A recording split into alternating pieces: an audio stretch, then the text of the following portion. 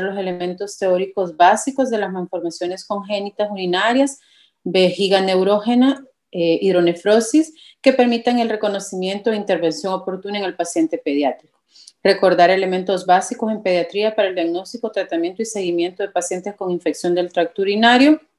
Conocer el algoritmo de manejo para las infecciones del tracto urinario propuesto por las guías clínicas de pediatría del Ministerio de Salud de nuestro país y practicar mediante un caso clínico el abordaje del paciente pediátrico con infección del tracto urinario para su correcta identificación, diagnóstico oportuno y tratamiento adecuado. Entonces vamos a empezar hablando de las malformaciones congénitas urinarias.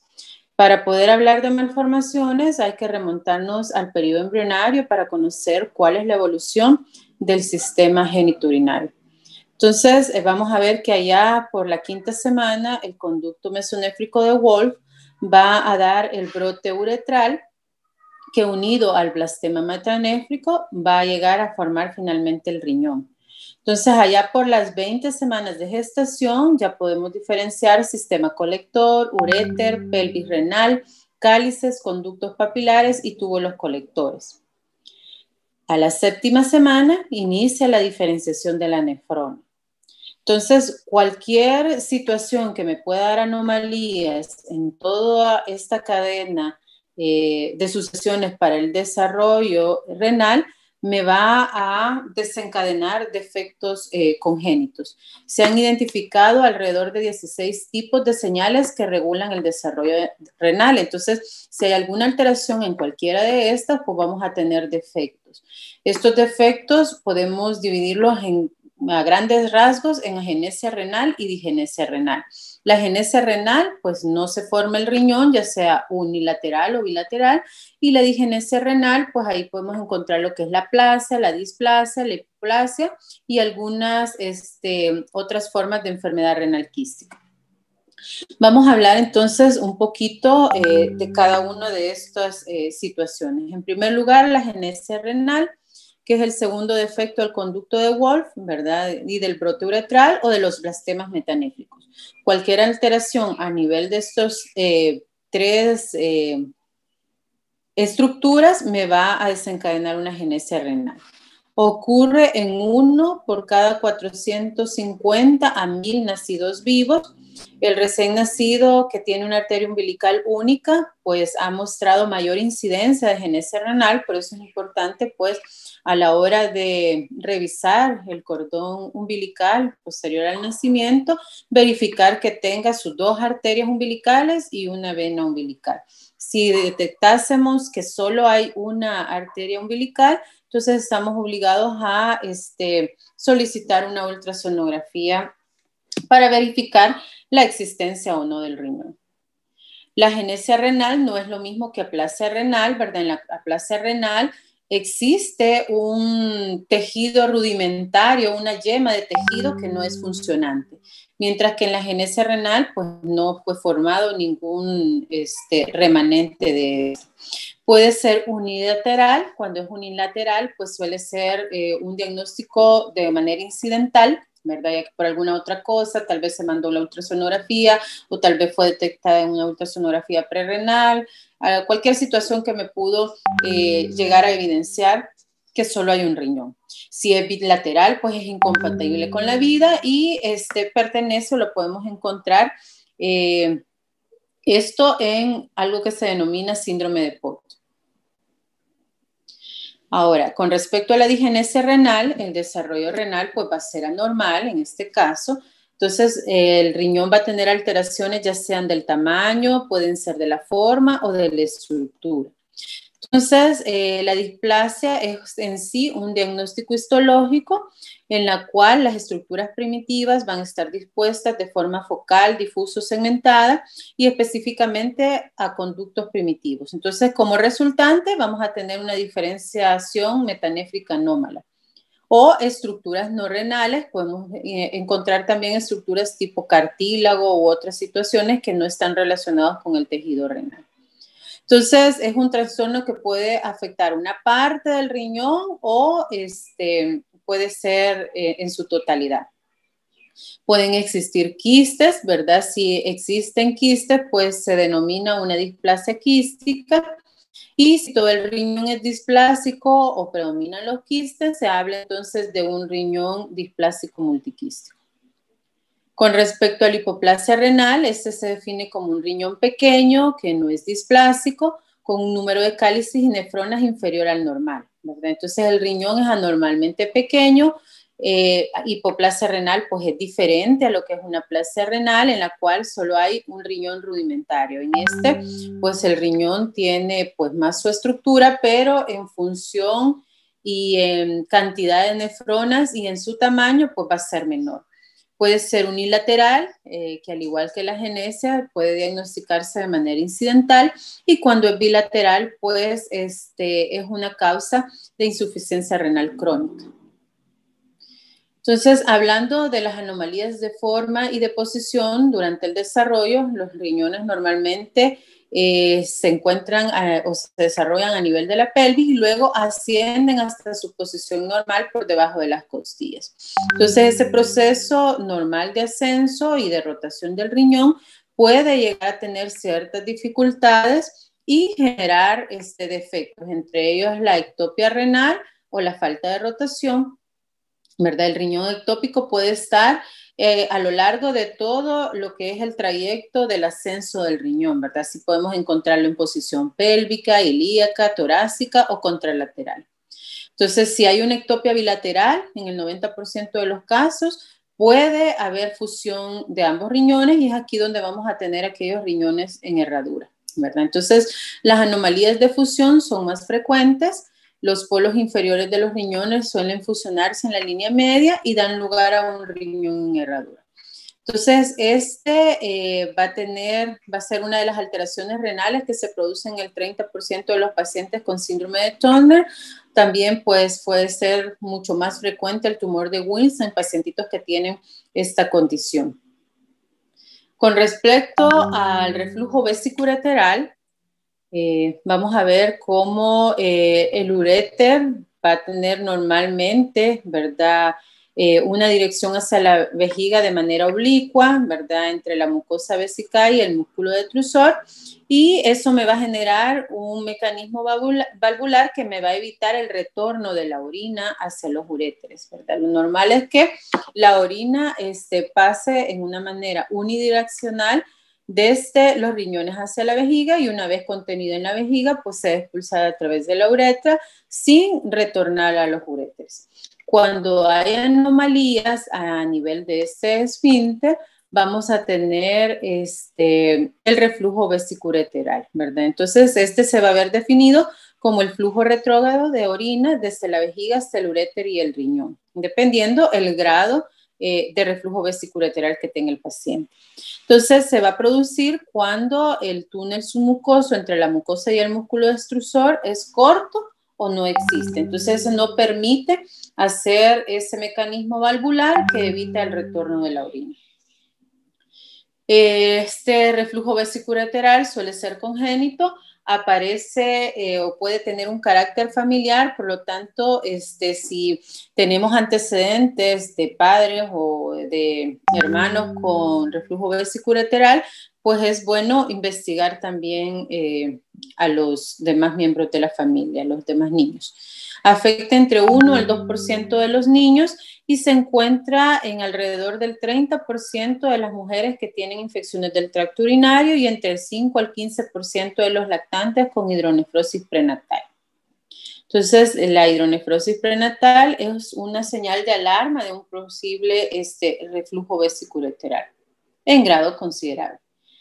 Entonces, por esa misma situación en la que hay un flujo retrógrado de la orina, va a haber más posibilidades de una contaminación a nivel renal, por lo tanto va a ser una importante causa de infecciones del tracto urinario altas, ¿verdad? Porque facilita el transporte desde las bacterias que pueden estar en la vejiga hasta los riñones.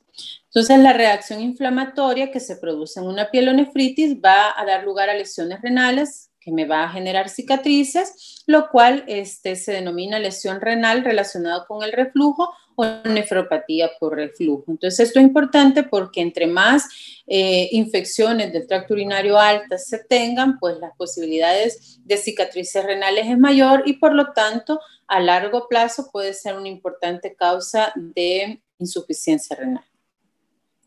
Entre los niños con una ITU febril, ¿verdad? Es decir, aquellos niños que tienen reflujos vesicureterales van a tener mayor propensión a desarrollar infecciones del tracto urinario altos con daño renal secundario. La extensa formación de cicatrices altera la función renal, ¿verdad? Puede dar hipertensión mediada por la renina, insuficiencia renal o nefropatía terminal, que son los defectos que pueden desencadenarse a partir de esta uropatía relacionada al reflujo vesicureteral. Entonces, a raíz de esta alteración a nivel renal, puedo tener alteraciones del crecimiento y morbilidades durante el embarazo. Las cicatrices relacionadas con el flujo pueden encontrarse incluso desde el nacimiento y producirse en ausencia de infección, dependiendo del grado de reflujo vesicureteral. Entonces veamos cómo se clasifica, ¿verdad? La gravedad se va a valorar en función del grado desde el 1 al 5, ¿verdad? Y eso es según una clasificación internacional que se basa en el aspecto de las vías urinarias, lo cual se obtiene a través del cisto-uretrograma miccional. Entonces, cuanto mayor sea el grado de reflujo vesicolateral, mayor va a ser la probabilidad de lesión renal. La gravedad del reflujo va a ser una indicación indirecta del grado de alteración de la unión vesicureteral. Es decir, entre mayor defecto haya a nivel de la unión vesicureteral, mayor va a ser el paso de orina.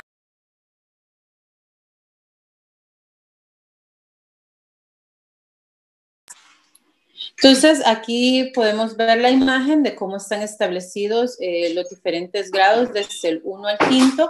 En el primer grado hay un uréter que no está dilatado, el flujo de orina pues sí existe, ¿verdad? Pero es mínimo. En el reflujo vesicureteral del grado 2, el sistema colector superior, ¿verdad? Va a tener ese paso de orina hasta el sistema colector, pero no hay dilatación del uréter.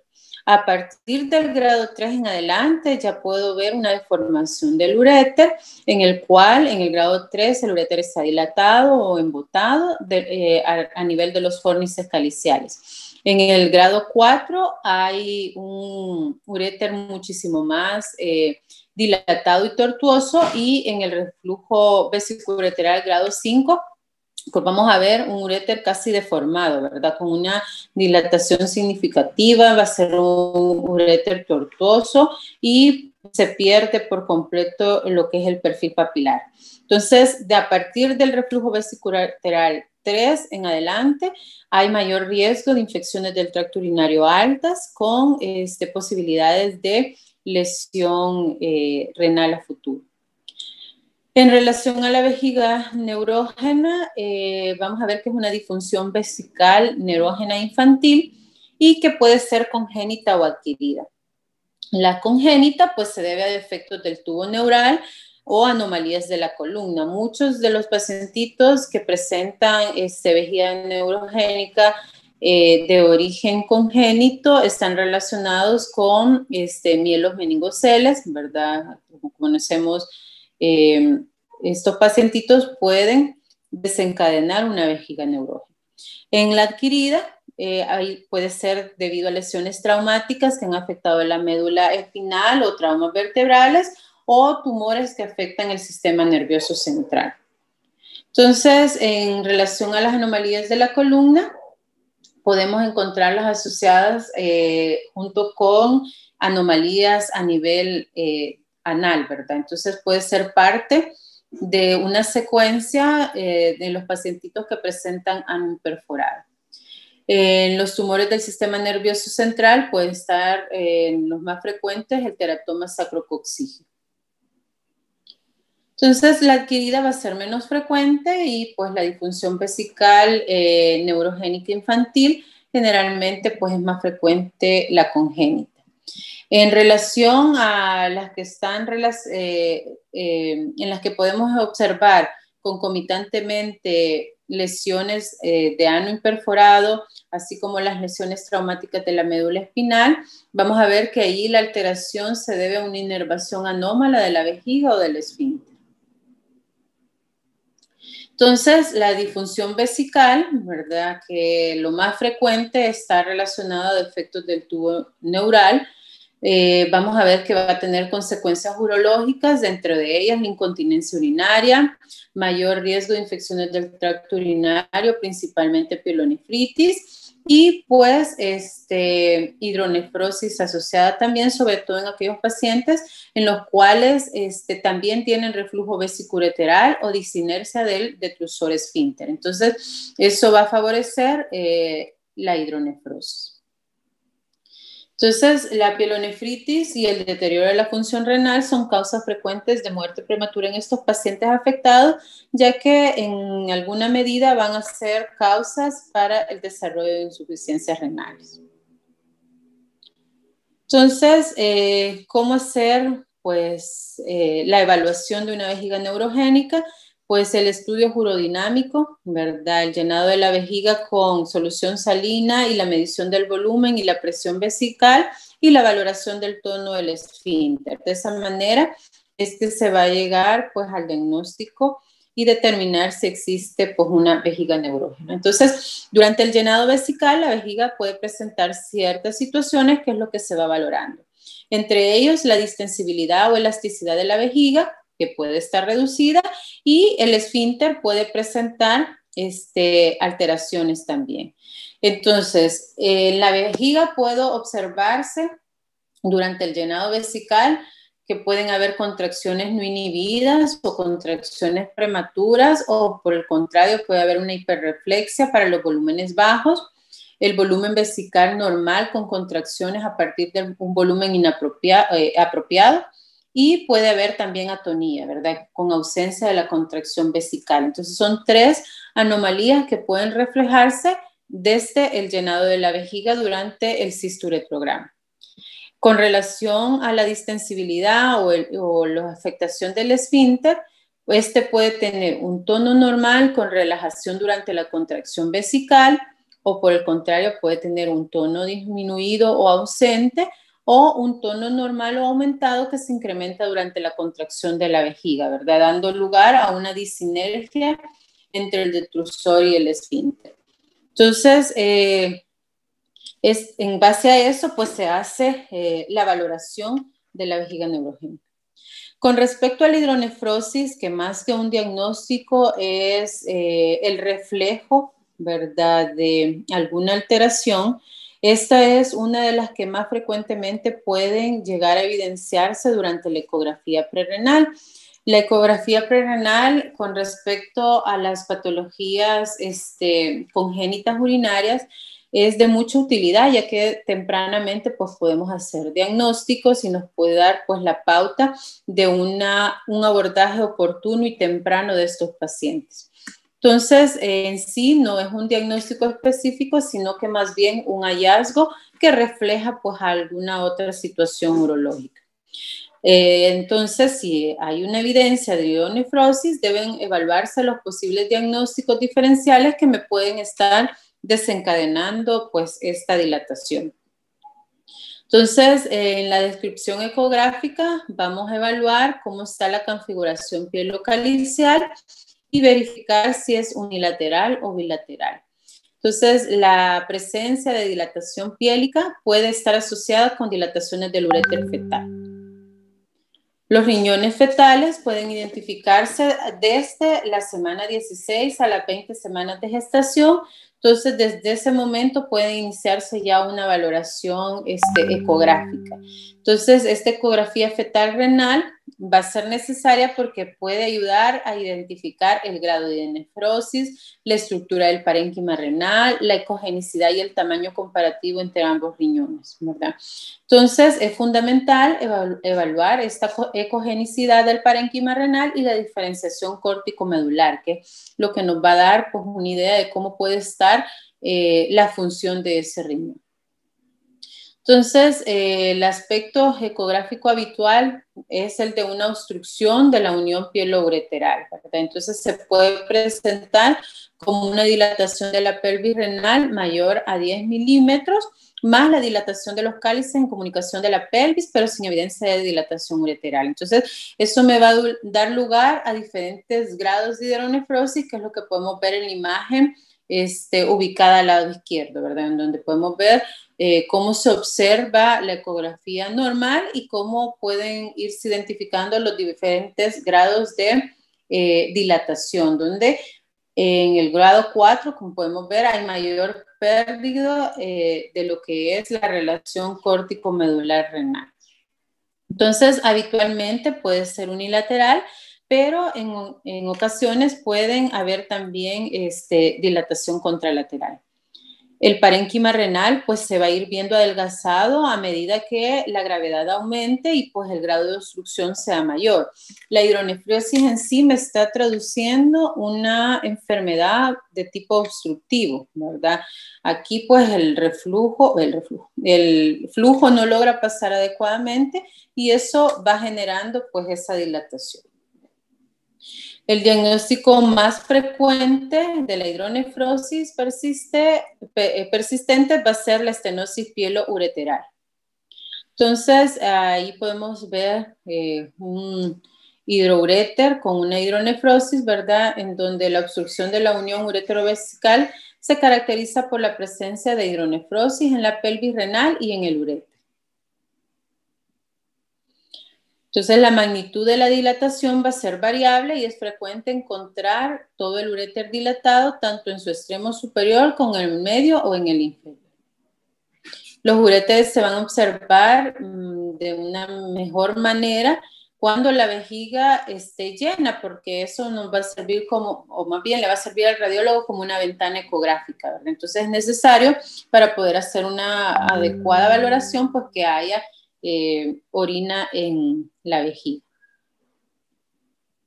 Los posibles diagnósticos de dilatación completa que incluyen la pelvis y el uréter son el megauréter, los uréteres ectópicos que generan dilatación y los dobles sistemas con algún grado de obstrucción en sus polos o reflujo vesicureteral, que es el mayor responsable del 30% de las dilataciones de la vía urinaria fetal. El principal diagnóstico diferencial de la hidronefrosis grave va a ser la displasia quística renal. Entonces, si la obstrucción renal fetal es temprana y dura un periodo prolongado, es decir, más de 6 semanas, el grado de lesión renal puede ser irreversible y se produce una displasia renal. Si la obstrucción de la vía urinaria es tardía y por un periodo menor, se va a generar un grado variable de obstrucción o de hidronefrosis y puede haber una displasia, ¿verdad? En pacientes con diagnóstico prenatal de hidronefrosis bilateral, debe realizarse una ecografía renal dentro de las primeras 48 horas de vida posterior al nacimiento. Entonces, es necesario evaluar el grado de hidronefrosis, el tamaño renal y la estructura del parénquima renal. Si no se evidencia la dilatación en el resto del árbol urinario, se diagnostica como, el diagnóstico más probable es que sea por una estenosis pielureteral bilateral. La realización de ecografías en las primeras 6 horas de vida puede enmascarar una dilatación urinaria que no se evidenció por la deshidratación fisiológica asociada, por lo tanto es que es lo indicado realizar la ecografía posterior a este periodo durante las primeras 48 horas post-nacimiento.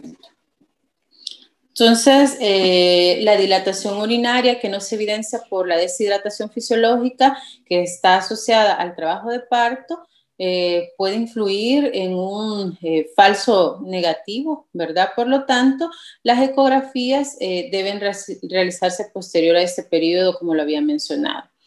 Luego deben realizarse ecografías a los 10 días y a los 40 días de vida. La cistografía pues, va a estar indicada para descartar la posible asociación con el reflujo vesicureteral.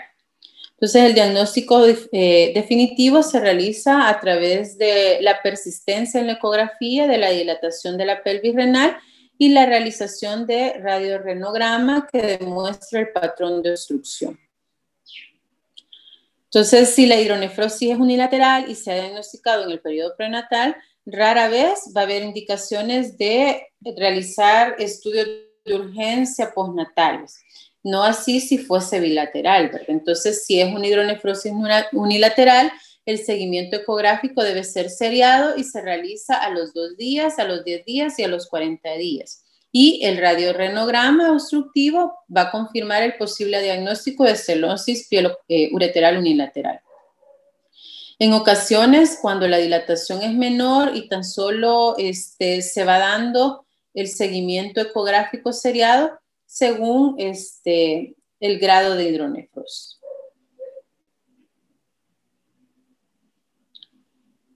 Ok, entonces la profilaxis o la indicación de profilaxis va a estar indicada en función del grado de la dilatación de la pelvis renal, ¿verdad? Si es mayor de 10 milímetros y la cisterotografía miccional, pues va a depender realmente de, para poder hacer un diagnóstico de un reflujo vesicureteral asociado, el cual puede estar presente hasta en un 25% de los pacientes. La gammagrafía renal puede ayudar a evaluar adecuadamente lo que es la función del riñón afectado. Entonces, hasta ahí hemos cubierto, pues a grandes rasgos, lo que compete a lo que son las malformaciones urinarias, del tracto urinario.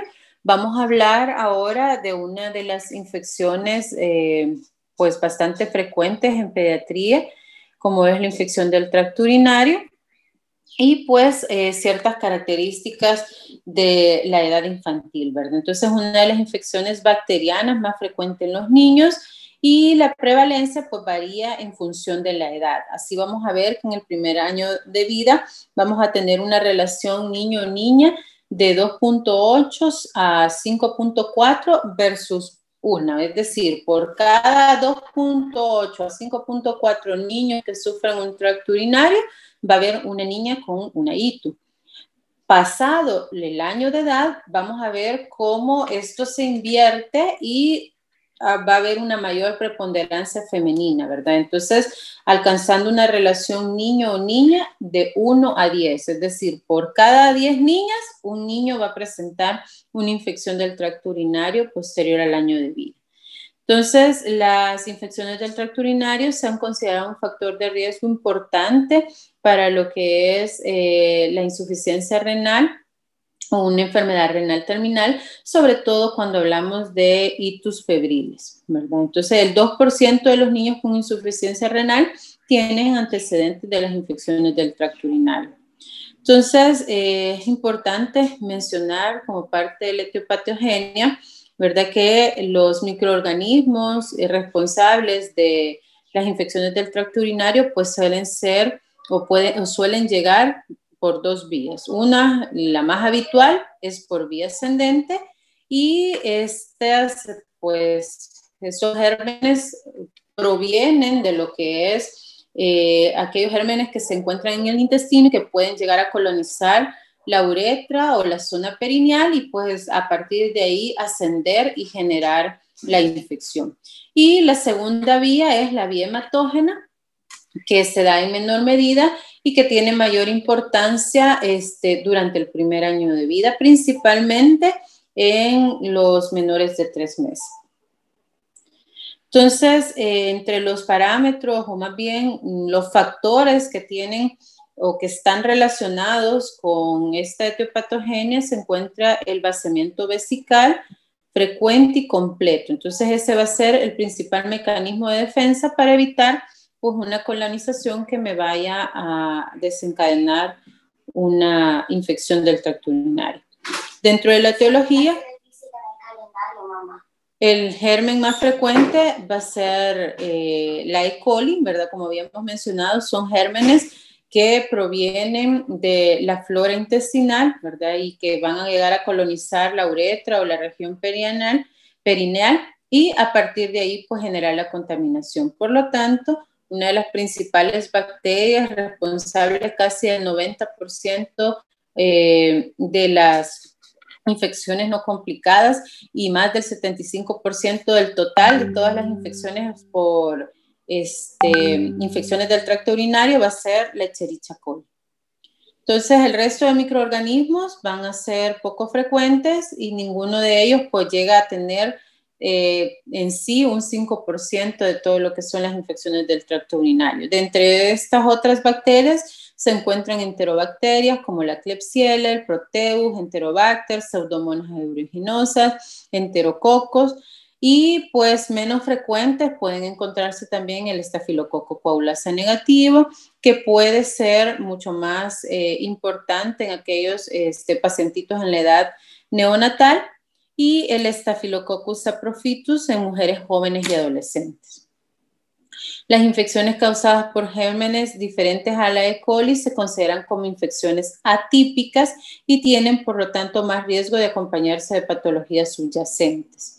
Los virus, pues, tienen un escaso papel como parte de la etiología de las infecciones del tracto urinario. Sin embargo, sí existen algunos, entre ellos el adenovirus, que pueden causar cuadros principalmente de cistitis hemorrágica, ¿verdad? Sobre todo en aquellos pacientitos con problemas de inmunosupresión. Entonces, ¿cuáles son en sí los factores de riesgo para el desarrollo de infecciones del tracto urinario? En primer lugar, ya vimos que el sexo femenino.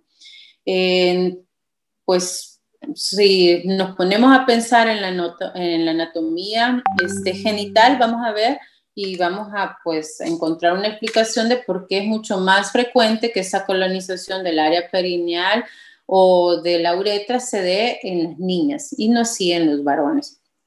Entonces, una limpieza inadecuada puede favorecer el arrastrar las bacterias desde la parte posterior hacia la parte anterior y así favorecer la colonización de la uretra y por lo tanto la infección de las vías urinarias. También en los varones no circuncidados, principalmente aquellos que tienen fimosis considerable, fimosis apretadas, aquellos que su fimosis es tanto que tienden a ser incluso globos antes de miccionar, ¿verdad? Porque están cerrados o no permite una limpieza adecuada, entonces eso puede dar lugar a colonización de las bacterias y favorecer lo que es las infecciones del tracto urinario. De hecho, es uno de los parámetros para considerar el tratamiento de la fimosis, ya que la mayoría de niños pues, van a tener una fimosis fisiológica que mientras no esté asociada a infecciones del tracto urinario, pues no requiere ningún tratamiento. No así, si se registran pues, infecciones frecuentes en esto, sí amerita pues valorar el tratamiento, ya sea con una circuncisión o una circuncisión parcial. Luego de lo que hemos estado hablando, el reflujo vesicureteral es uno de los factores de mucho peso para las infecciones del tracto urinario febril, principalmente aquellos grados 3, 4 y 5, ¿verdad? Que son los que van a favorecer el aparecimiento de pielonefritis. Luego vienen otras situaciones como el aprendizaje del control de los esfínteres y la disfunción miccional, lo cual se genera un riesgo debido a la disfunción vesical e intestinal que existe durante el aprendizaje del control de los esfínteres, ¿verdad? Hay espasmos inadecuados, unas contracciones que pueden en alguna medida no permitir un vaciado completo de la orina o no hacer una adecuada, un adecuado barrido de las bacterias con un vaciado completo. Luego las uropatías obstructivas, ¿verdad? Aquellos pacientitos que tienen hidronefrosis, en las cuales hay una estasis urinaria, pues hay mucho más riesgo de una infección del tracto urinario, también febril. La instrumentación uretral, ¿verdad? Si aquellos pacientes en los que se hace un cateterismo vesical o se hace el cisturetrograma o cualquier otro procedimiento en el cual se utilicen instrumentos o, por ejemplo, los que tienen vejiga neurogénica, muchos de ellos ameritan cateterismos en sus casas, los familiares pues se encargan de hacer la instrumentalización para poder vaciar la orina adecuadamente. Entonces, si no se hace con una técnica aséptica necesaria, adecuada, puede ser un factor de riesgo para infecciones del tracto urinario. La limpieza inadecuada que habíamos mencionado principalmente en las niñas, ¿verdad? El baño de burbuja, pues algo que no se ha establecido realmente si es un factor de riesgo o en qué puede llegar a afectar, pues podría estar relacionado con los cambios, ¿verdad? En el pH y en la flora normal, ¿verdad? Lo que es la ropa apretada y la ropa interior, ¿verdad? Que está relacionado también con esto mismo, ¿verdad? Mayor sudoración o cambios en la flora y el pH normal del área genital. Luego, la infestación por oxiuros, ¿verdad? El niño se va a andar rascando por el prurito y eso puede favorecer al desplazamiento por él mismo a través de ese rascado de los microorganismos y los gérmenes hacia la uretra. El estreñimiento está relacionado también con cierta disfunción vesical, ¿verdad? Por lo mismo que mencionaba con el aprendizaje del control de los esfínteres, ¿verdad? Puede haber ciertas contracciones inadecuadas, inapropiadas, o puede ser también que el estreñimiento sea tanto que es un paciente que no defeca adecuadamente, defeca por rebalse, siempre va a tener su área perianal con ciertos restos de heces, lo cual favorece pues que haya una colonización a nivel perineal o de la uretra de las gérmenes involucrados. Las bacterias Cofimbrias P se ha pues observado que aquellas bacterias que tienen estas características son más propensas a causar pielonefritis con mayor frecuencia.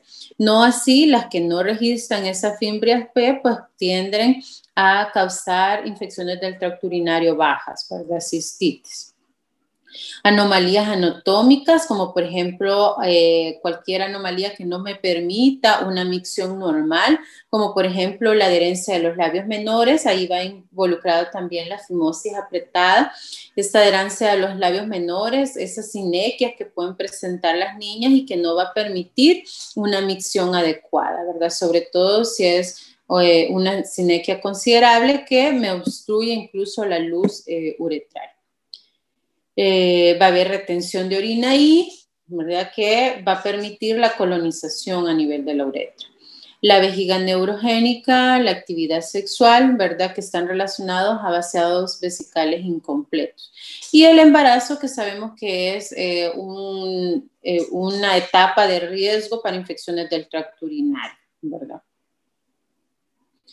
Entonces, entre las manifestaciones clínicas, vamos a decir que existen 3 formas básicas de lo que es la infección del tracto urinario. Estas van a ser denominadas la pielonefritis, la cistitis y la bacteriuria sintomática. La pielonefritis clínica, ¿verdad?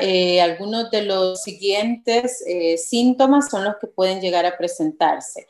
Dolor abdominal, lumbarocostal, fiebre, malestar, náuseas, vómitos, en ocasiones diarrea y síntomas en específicos, principalmente en lactantes menores o en recién nacidos, en donde puede observarse rechazo parcial del alimento, irritabilidad, ictericia, pérdida de peso, ¿verdad? O simplemente que no hay una ganancia de peso adecuada. Entonces, a veces pueden ser síntomas tan inespecíficos como estos mencionados o incluso podría ser que la única manifestación que tengamos sea la fiebre.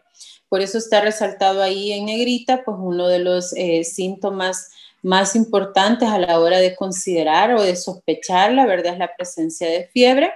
Y en algunas ocasiones suele ser el único signo que está presente. De hecho, hay muchos lactantes con fiebre sin foco que esta podría ser la principal causa de su enfermedad. Entonces, en aquel pacientito con fiebre sin foco, principalmente si es lactante, estamos obligados a descartar una pielonefritis como causa de esta fiebre.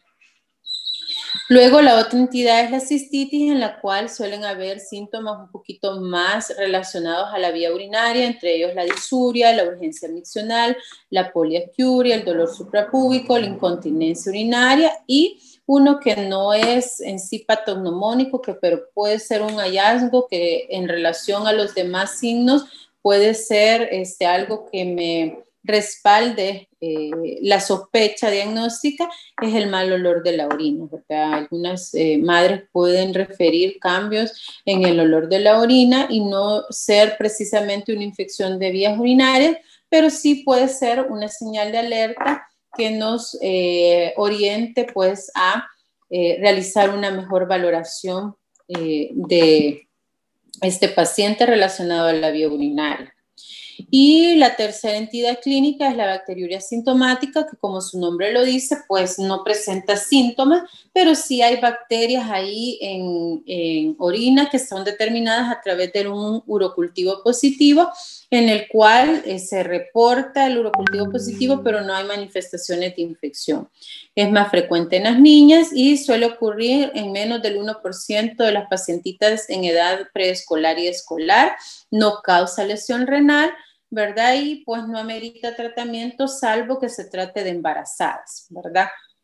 Es de tener en consideración que cuando hablamos sin manifestaciones de infección hay que ser muy cuidadosos en no confundir algunos síntomas que pueden pasar hasta cierto punto desapercibidos, como por ejemplo incontinencia, de repente enuresis nocturna, en aquellas pacientes que ya controlaban esfínteres y que de repente empiezan con estos malestares.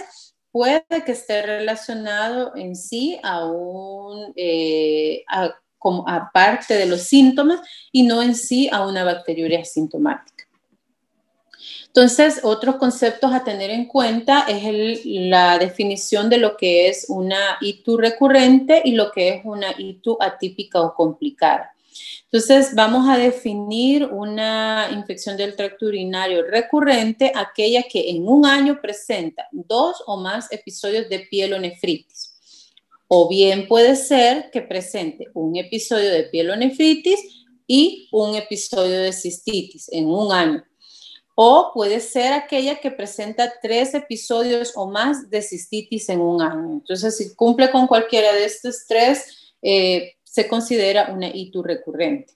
La ITU atípica o complicada va a ser aquella en la cual hay presencia de sepsis, hay una masa abdominal o vesical, o puede ser que haya un flujo urinario escaso, puede ser que se acompañe de aumento de la creatinina plasmática, que no haya respuesta al tratamiento en 48 a 72 horas y que sea una ITU por un microorganismo diferente a E. coli.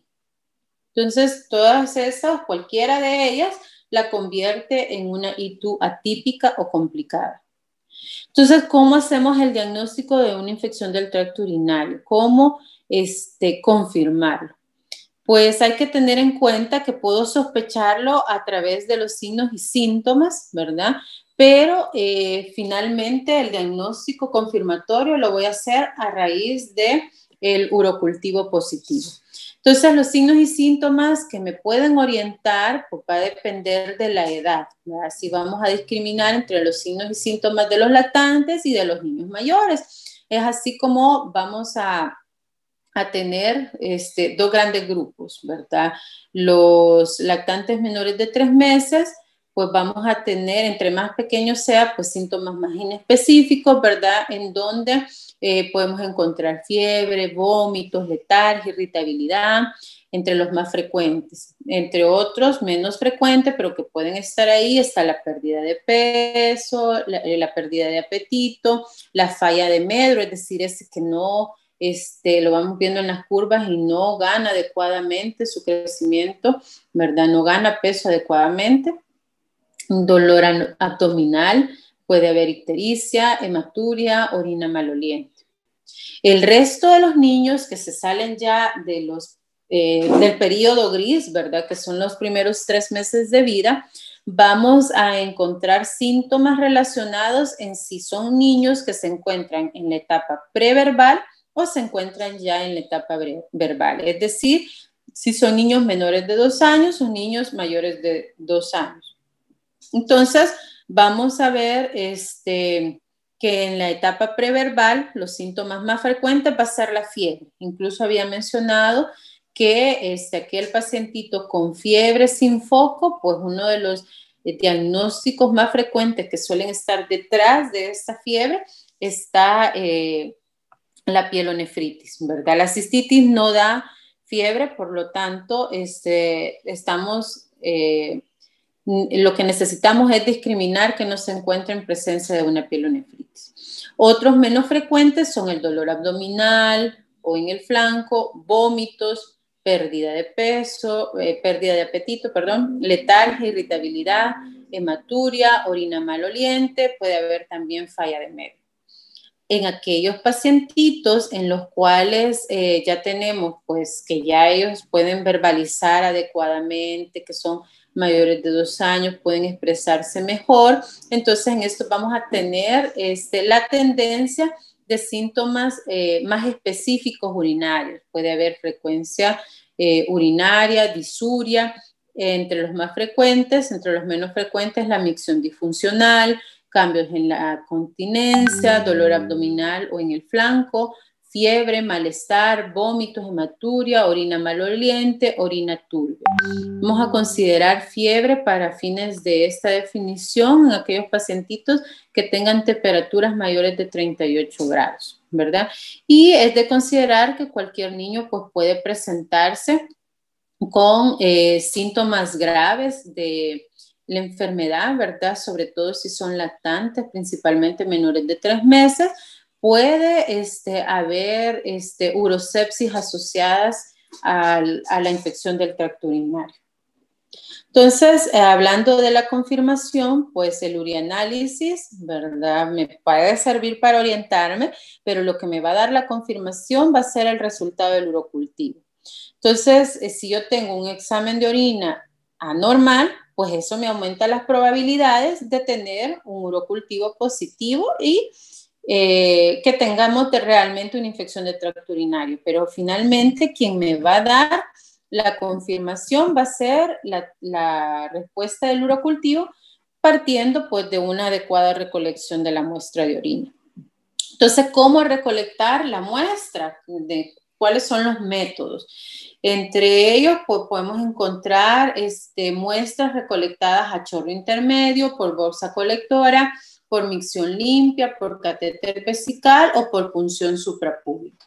Entonces, ¿cuándo utilizar qué tipo de método para recolectar la orina y pues poder hacer el análisis? Vamos a ver que lo ideal para los pacientitos continentes, es decir, aquellos que ya pues controlan los esfínteres, va a ser el chorro intermedio, ¿verdad? Entonces, en estos, sea febril o afebril, se encuentre con condiciones para manejo ambulatorio u hospitalario, etcétera, independientemente cuál sea la situación, lo ideal es tomar con chorro intermedio con una orina adecuadamente recolectada, ¿verdad? En la cual ha habido una limpieza adecuada de los genitales, en donde se le solicita pues a quien va a recolectar la muestra que la primera orina que sale a través de la uretra pues debe descartarse y recolectar la muestra, como lo dice el nombre del método, ¿verdad? A la mitad de la micción. Luego, todas las demás métodos se utilizan para los pacientitos no continentes y su utilización o no va a depender del estado clínico, ¿verdad? Si es urgente o no la recolección de la muestra. Vamos a considerar urgente aquellos casos en los cuales hay un aspecto tóxico del paciente, en los cuales yo necesito un diagnóstico rápido, por ejemplo, fiebres sin focos, en los cuales es necesario hacer un diagnóstico e iniciar tratamiento prontamente, porque eso me va a favorecer la disminución de las cicatrices renales a futuro asociadas a las infecciones del tracto urinario febril. Entonces, si yo necesito recolectar con urgencia la muestra y es un paciente no continente, los métodos para ello descritos son el cateterismo vesical o la punción suprapúbica. Idealmente el método es la punción suprapúbica, ya que sobre todo en niños menores de 1 año, ya que es un método en el cual con una bacteria, ya vamos a ver la interpretación posteriormente, ¿verdad? Pero que vamos a ver que es mucho más fidedigno para el diagnóstico. Sin embargo, tiene algunas limitantes. Entre ellas, pues necesito que pues, la vejiga se encuentre llena para su recolección, necesito que la persona que va a tomar la muestra pues tenga la pericia adecuada para tomar la muestra y pues hay un amplio rango de error que puede llegar a minimizarse si se utiliza o se toma concomitantemente con una orientación ecográfica. Entonces necesito la guía del ecografista para poder identificar adecuadamente el lugar y puncionar pues la vejiga y sacar la muestra de orina. Por todas esas limitantes, pues se considera o utilizamos más en nuestro medio lo que es el cateterismo vesical. Si el caso no es de urgencia, ¿verdad? Por ejemplo, es un niño que llegó por vómitos, no tengo la causa del vómito, no está relacionada, no tiene fiebre, no tiene aspecto tóxico, se ve bien, solo es como parte del diagnóstico en el cual estoy haciendo una valoración si pueden estar relacionados a una infección de vías urinarias, pero el niño no está mal, no me urge el diagnóstico, puedo optar por la micción limpia o por la bolsa colectora. La micción limpia es aquella en la que se limpian los genitales y el niño o niña, ¿verdad? Orina y recolectamos la muestra inmediatamente. Diferente al chorro intermedio en el cual el paciente pues tiene la capacidad de controlar los esfínteres. Nosotros sabemos en qué momento va a orinar y podemos recolectar la muestra al chorro intermedio. La bolsa colectora, pues es el método en el cual se limpian los genitales y se coloca la bolsita. Dicho sea de paso, es el peor método para poder utilizarlo, ya que es el que presenta mayor riesgo de contaminación y por lo tanto mayor falsos positivos. Es muy útil en aquellos casos en los cuales tomo por bolsa colectora y me sale negativo el examen de orina. Casi puedo decir con certeza que ese paciente no tiene infección de vías urinarias, ¿verdad? Entonces, entre las ventajas y desventajas de los métodos descritos, vamos a ver que la punción suprapúbica pues es el más exacto, pero tiene entre sus desventajas que es invasivo, se necesita experiencia y tiene un éxito variable, como les mencionaba. Entre sus indicaciones es para el urianálisis, ¿verdad? Y para la toma del cultivo oral. El cateterismo vesical, pues también es un método muy exacto, también tiene la desventaja que es invasivo, que existe pues el riesgo de trauma uretral, el riesgo de contaminación. También es útil pues para la recolección para la muestra del examen de orina y del urocultivo y del grano. La bolsa colectora pues es sencillo, no es invasivo, sin embargo tiene alta tasa de contaminación y pues si me sale positivo, necesito confirmarlo por un mejor método, ¿verdad? Entonces, me retrasa el tratamiento, genera exploraciones adicionales, mayor costo, etcétera. Por lo tanto, no es uno de los mejores métodos. Sin embargo, pues me puede ser útil para recolectar la muestra para el examen de orina y el urocultivo también. Entonces, su mayor importancia radica en su valor predictivo negativo, lo que les mencionaba. Si tomé la muestra por una bolsa colectora y me sale negativo, casi puedo decir que con certeza que ese paciente no tiene infección de vías urinarias. Salvo que hay ciertas situaciones que pueden alterarme los resultados del examen de orina. Entre ellos, pues la calidad con la que hice la limpieza de los genitales, ¿verdad? Si utilicé un jabón antiséptico, no lo retiré adecuadamente, puede darme lugar a falsos negativos. Entonces, esas consideraciones también hay que tenerlas en cuenta. Pero si he recolectado la muestra de una manera adecuada, puedo darle importancia basado en el valor predictivo negativo. Entonces, ¿cómo confirmamos el diagnóstico en relación a la interpretación que vamos a hacer del urocultivo? Vamos a ver que si se trata de un chorro miccional limpio, vamos a tener un urocultivo si yo tengo de 100.000 unidades formadoras de colonias por ml de un solo germen. Las ventajas, pues aceptables, indicadores de validez diagnóstica, no es invasivo, es sencillo. Entre los inconvenientes, pues el riesgo de contaminación, que depende pues, de la higiene y de las medidas de limpieza, y puede estar indicado en todos los niños continentes. La bolsa colectora que habíamos mencionado también para darle valor al urocultivo, al reporte del urocultivo, necesito más de 100.000 unidades formadoras de colonias por ml de un solo germen. Tiene la ventaja que no es invasivo, es sencillo, pero tiene tasa de falsos positivos muy elevadas, más del 50%. Entonces, si tengo una muestra de orina positiva, necesito confirmar el diagnóstico por un mejor método de recolección. Entonces, es útil como un método inicial en situaciones no urgentes de niños continentes, ¿verdad? Entonces, en cuanto al cateterismo vesical, necesito entre 10.000 a 50.000 unidades formadoras de colonias de un solo germen. Tiene una sensibilidad del 95% y una especificidad del 99%.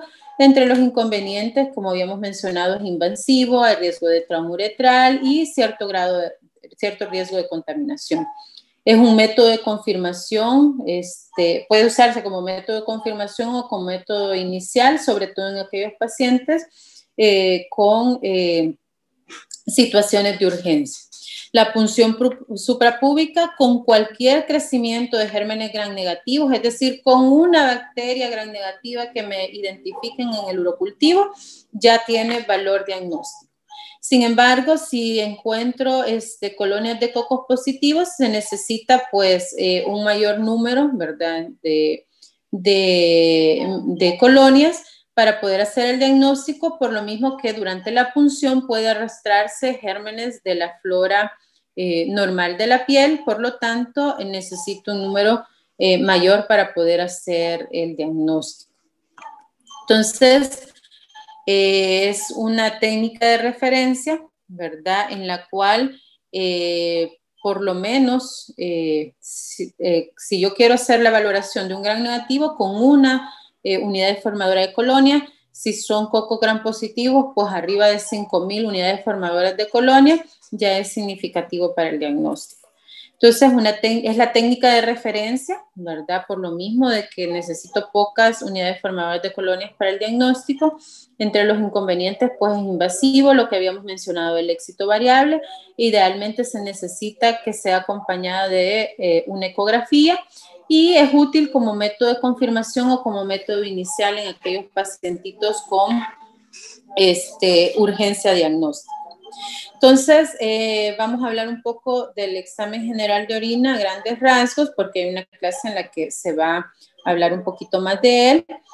Su interés diagnóstico lo proporciona su valor predictivo negativo, ¿verdad? Tiene un valor predictivo negativo de entre el 96 al 100%. Es decir, que si tengo un general de orina negativo con una recolección de muestra adecuada, entonces virtualmente me está descartando la infección de vías urinarias. Hay que tener en consideración que de todos los parámetros que se registran en el examen general de orina, cada uno de ellos va a tener diferente sensibilidad y especificidad para el diagnóstico de la infección del tracto urinario.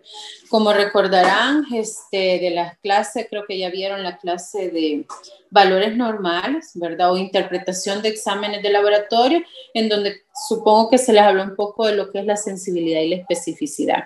Entonces, si yo tengo leucocitos y esterasas, ¿verdad?, positivas en el examen de orina, puedo tener una sensibilidad del 83% y una especificidad del 78%.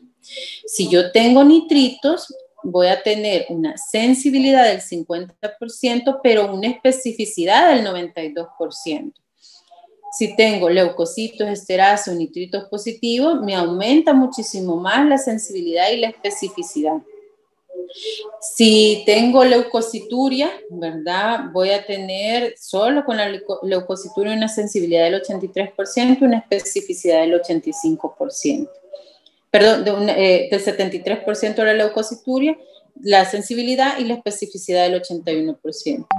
Si en el examen microscópico me reportan bacteriuria, ¿verdad? Si tengo más de 5 células por campo o si tengo más de una bacteria por campo con un gram, puedo tener una sensibilidad del 81%, una especificidad del 83%, pero si se fija, el rango es tan amplio que puedo tener solo con los leucocitos una sensibilidad entre 32 al 100% y una especificidad del 45 al 98%, y con la bacteriuria entre el 16 al 99%, el 11 al 100%.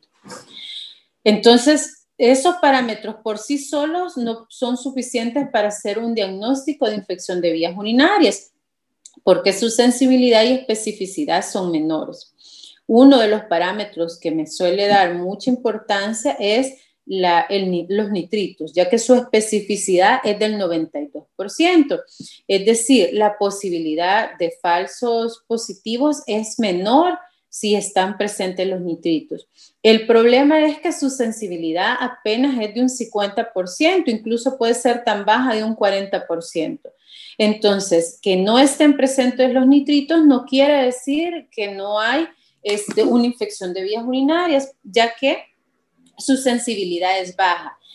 ¿Por qué razón? Porque necesito ciertas condiciones que se cumplan para que los nitritos puedan estar presentes. Entre ellos, que el microorganismo responsable sea capaz de desdoblar los nitratos a nitritos.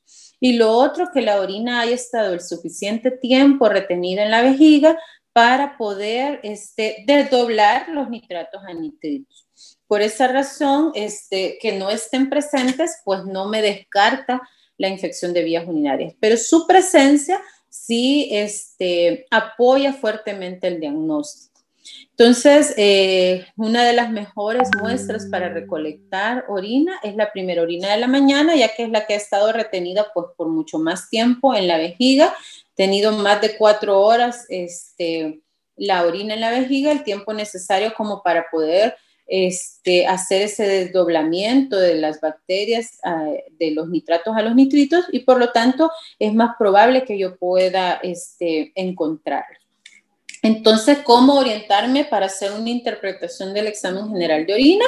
Pues a través de la sumatoria de los diferentes parámetros, entre ellos los leucocitos, la esterasa, los nitritos y el examen microscópico positivo. Si yo combino todos estos parámetros, puedo tener una sensibilidad que va desde el 99 al 100% y una especificidad entre el 60 y el 92%. ¿Por qué razón tener en consideración que no solo la infección del tracto urinario me puede dar leucocituria, puedo tener también piuria estéril en la cual hay presencia de leucocitos y ser otras las causas por las cuales estos se han elevado? Entonces, todo eso hay que tenerlo en consideración. Entre los hallazgos de la tira reactiva y las actitudes recomendadas a tener en cuenta en relación a esta interpretación del examen general de orina, hay que considerar que si yo tengo nitritos y esterasa leucocitaria positiva, ambos al mismo tiempo, la sospecha diagnóstica es de una ITU muy probable. Entonces, está respaldado el tratamiento con antibióticos. Si yo tengo nitritos positivos y esterasa leucocitaria negativa, es una ITUS probable. Ya habíamos dicho que los nitritos era un parámetro de fuerte respaldo para la infección del tracto urinario. Entonces, por lo tanto, también está respaldado el inicio del tratamiento con los antibióticos. Si yo tengo nitritos negativos y esterasa leucocitaria positiva, que habíamos mencionado que la esterasa tiene menor especificidad, pues puede ser una ITU o puede no serlo, ¿verdad? Puedo tener elevación de la esterasa o tener esterasa leucocitaria positiva por otras causas. Entonces, no necesariamente es una ITU.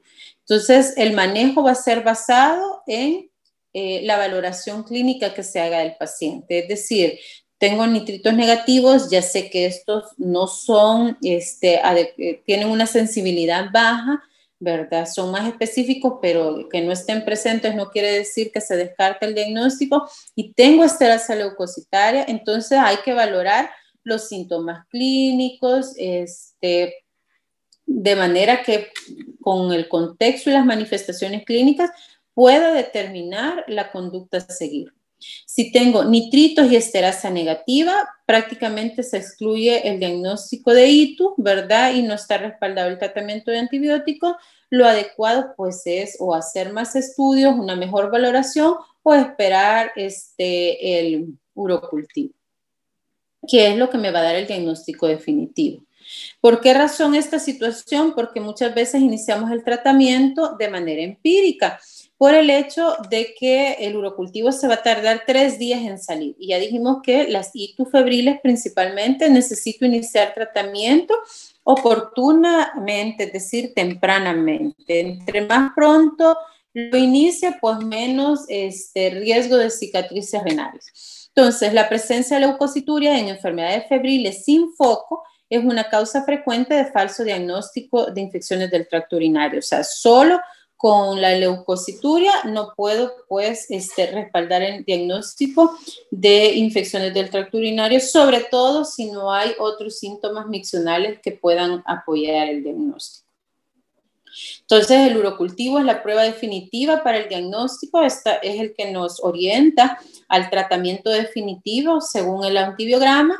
Por lo tanto, se recomienda siempre en la medida de lo posible. Lo ideal fuera que todos los niños que son diagnosticados con infección del tracto urinario pues tengan su respectivo urocultivo, ¿verdad? Entonces, sobre todo en los siguientes casos que vamos a mencionar.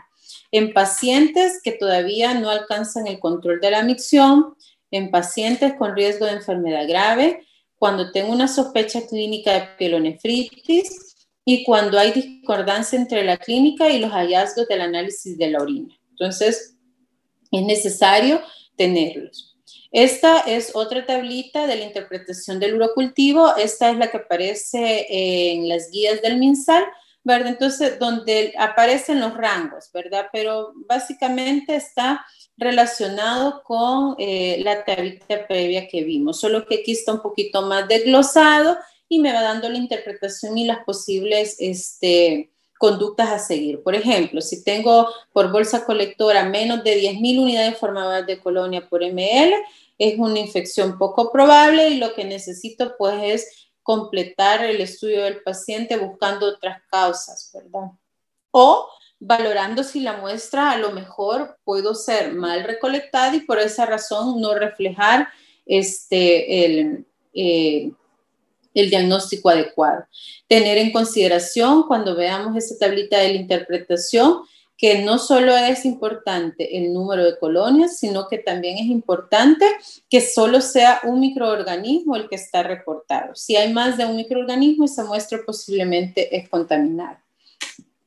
Ahora, refiriéndonos a lo que es la piuria y que podemos tener pues piuria estéril, vamos a decir que piuria son los leucocitos en orina, es decir, esa leucocituria y que no es específico de la infección, ¿verdad? Puede haber piuria sin infección. Entonces sirve más que todo como un confirmatorio, es decir, una sumatoria a los otros parámetros del examen general de orina, pero también puede existir piuria sin infecciones del tracto urinario. Entonces, por sí sola no es diagnóstica. Tiene que relacionarse tanto con la clínica como con los otros parámetros del examen de orina. Entre las causas de piuria estéril, es decir, aquellos leucocitos positivos en el examen de orina, pero que el cultivo salió negativo, se encuentran las infecciones del tracto urinario bacteriana parcialmente tratada, o sea, es decir, que sí tiene una infección de vías urinarias, pero es un pacientito que se le dio tratamiento inadecuado, ya sea porque no era el antibiótico correcto, porque no se le dio a la dosis adecuada, porque no ha completado sus dosis de tratamiento como debe de ser, o porque inició el tratamiento y se tomó el urocultivo posteriormente. Entonces, todo eso puede generar que sí tenga una infección del tracto urinario, pero que el tratamiento que ya se inició, pues esté dándome un cultivo negativo. Otra situación es la presencia de infecciones virales o la presencia de tuberculosis renal, abscesos renales, itus más obstrucción urinaria, uretritis por infecciones de transmisión sexual, inflamación cercana al uréter y la vejiga. Entre ellas se encuentra la apendicitis, ¿verdad? Hay muchos pacientitos que pueden reflejar leucocituria no relacionada a otras alteraciones del examen de orina ni a síntomas miccionales y ser la causa realmente alejada a una causa del tracto urinario. Las nefritis intersticiales, ¿verdad? En las cuales hay presencia de eosinófilos. Entonces, para el diagnóstico de confirmación de ITU, ¿verdad? Este es el algoritmo a seguir en los cuales tengo una sospecha, ese es de la Academia Española de Pediatría.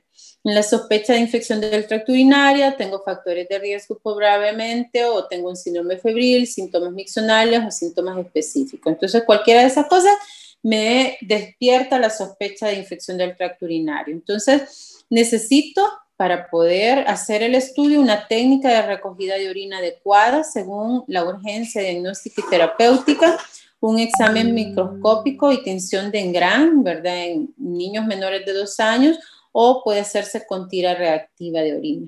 Y pues claro, el urocultivo.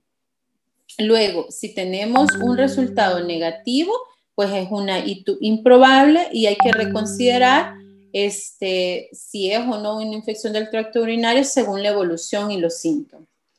Si por el contrario, al hacer la valoración tengo un resultado positivo que me hace pensar en una ITU probable, hay que tener en consideración si la muestra de orina, cómo se recolectó, ¿verdad? ¿Por qué método? Si tengo hallazgos sugestivos, siempre tengo que preguntarme, ¿cómo fue recolectada la muestra de orina? Porque en base a eso voy a hacer una interpretación de si se pudo haber contaminado, si realmente la valoración del urocultivo que ya vimos, pues va a depender del método de recolección, etc. Entonces, si fue recolectado por una muestra, si no fue recolectado de una manera adecuada, pues hay que recoger una nueva muestra por un buen método de recolección y enviar la muestra a microbiología, ¿verdad? Y dependiendo de los síntomas clínicos, pues iniciar el tratamiento antibiótico. Si fue adecuadamente tomada, ¿verdad? Hay que enviar la muestra para el urocultivo y comenzar con el tratamiento antibiótico. Posterior a ello, pues hay que valorar la necesidad si tiene o cumple criterios para el manejo ambulatorio o para el manejo hospitalario, ¿verdad? Y completar con otros estudios que me puedan ayudar a la valoración.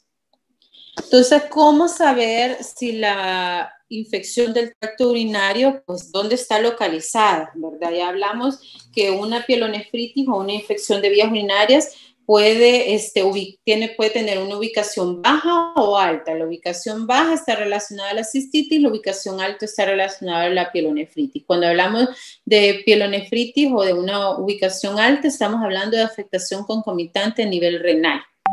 Entonces, el mejor método, ¿verdad?, para el diagnóstico de una pielonefritis va a ser la gammagrafía.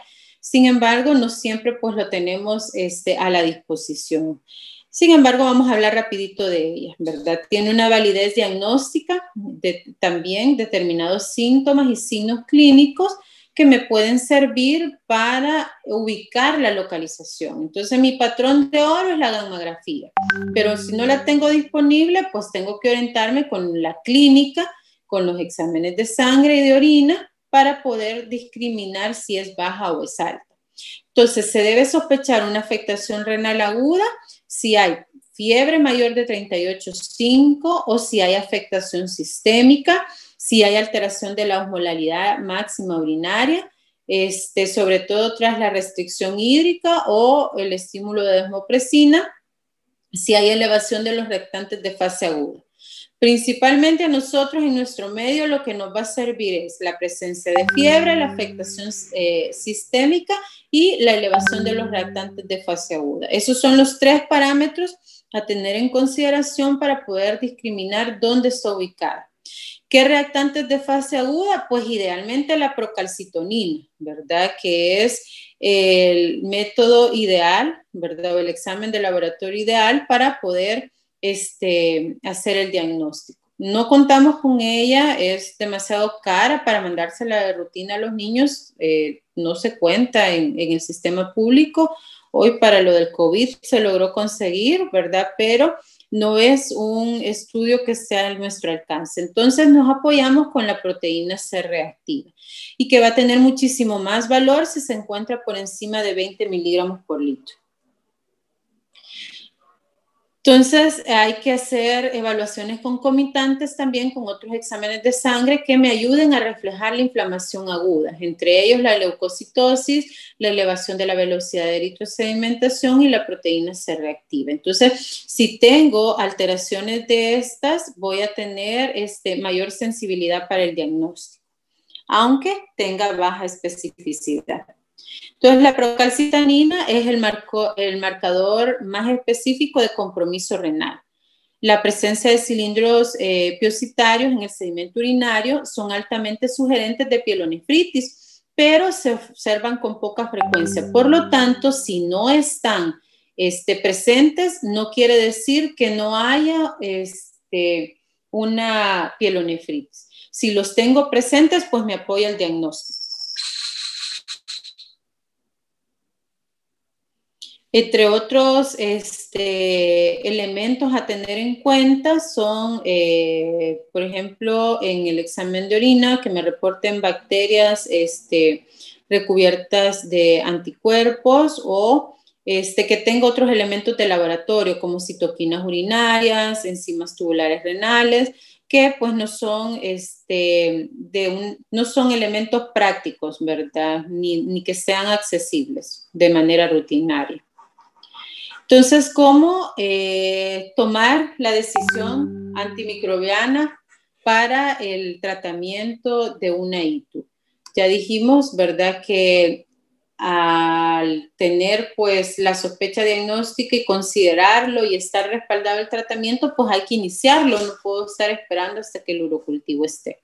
Entonces, ¿por qué iniciarlo? Porque me ayuda a eliminar la infección aguda y sus síntomas, ¿verdad? Entre las metas, prevenir sus complicaciones y reducir la probabilidad de daño renal futuro. Entonces, debido a ello, pues está justificado el inicio del tratamiento empírico. Entonces, hay factores que me van a influir en la elección del fármaco a utilizar y en la duración del tratamiento. Dentro de ellas son 4 factores. Lo primero, el tipo de bacteria y su susceptibilidad in vitro. Entonces, es útil saber cuál es el microorganismo más frecuente, ya lo mencionamos, que es la Escherichia coli, ¿verdad? Hay que conocer cuál es la susceptibilidad que esta tiene, sobre todo en nuestro medio, para poder decidir el mejor antimicrobiano a utilizar. Luego, hay que tener en consideración la ubicación de la infección del tracto urinario, si esta es baja o alta. Tener en consideración el contexto clínico, es decir, si el paciente va a tolerar el medicamento, ¿verdad? ¿Cuál es la gravedad de si voy a poder darle un tratamiento ambulatorio o va a ser necesario un tratamiento hospitalario. Y, obviamente, como cuarto parámetro, la edad del paciente, ¿verdad? Entonces, esas son las pautas que me van a permitir discriminar cuál es el tratamiento adecuado para utilizar. Entonces, vamos a poder dividirlo en el tratamiento de las infecciones del tracto urinario febriles, ¿verdad? Y las que están relacionadas a la pielonefritis aguda y el tratamiento relacionado a la ITU bajo o cistitis aguda. Entonces, los antibióticos indicados para el tratamiento empírico de las ITU febriles, vamos a determinar según la edad, si es un lactante menor de 3 meses, vamos a utilizar ampicilina más un aminoglucósido, que puede ser gentamicina o amicacina. También, según la función renal del paciente o según el estado clínico, puede decidirse, según la edad también, el uso de un aminoglucósido solo. Si fuese el caso de un tratamiento que pueda hacerse ambulatorio, pues puede utilizarse, o con vía oral, puede utilizarse amoxicilina más ácido clavulánico. También están indicadas y son adecuadas las cefalosporinas de tercera generación. La vía, pues lo ideal es iniciar las primeras dosis intravenosas los primeros 3 a 5 días o los primeros 2 a 3 días mientras la fiebre cae. Y luego hacer el traslado a la vía oral, continuando con un medicamento equivalente, ya sea si iniciamos con cefalosporinas de tercera generación, puedo continuar con cefixima o continuar con amoxicilina más ácido clavulánico si, por ejemplo, estaba utilizando el esquema de ampicilina o de amoxicilina más ácido clavulánico.